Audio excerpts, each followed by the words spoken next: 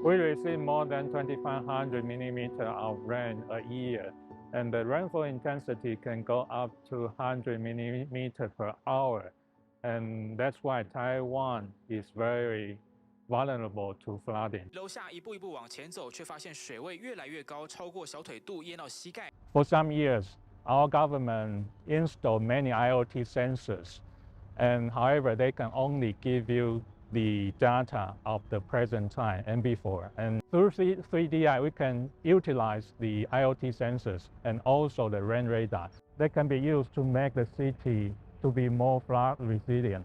3DI works in such a way that it combines all the available data of the terrain.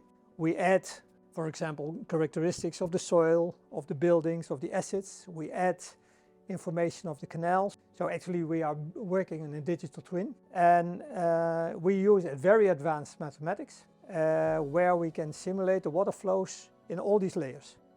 So what is happening in the groundwater, what is happening in the shore pipes, what is happening in the canals, and also what is happening with the water flowing over your terrain. We implemented 3DI in Taiwan, and in this urban environment they really have to know where the water could go if they are hit by a tropical storm. Quite something changed. For example, people started to understand that flood forecasting can be achieved. People started to use the flood barrier to prevent the flood going into the basement. That's where the people park the vehicles. And people can use the touch table and pose quite some questions.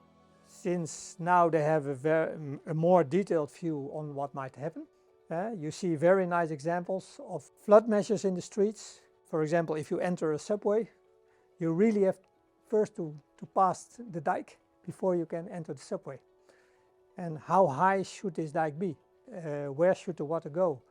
All kinds of questions, what if, can be answered by 3DI. Since we were able to prove that it works in Taiwan, other Asian countries say, well, if it works in Taiwan, then it can work anywhere.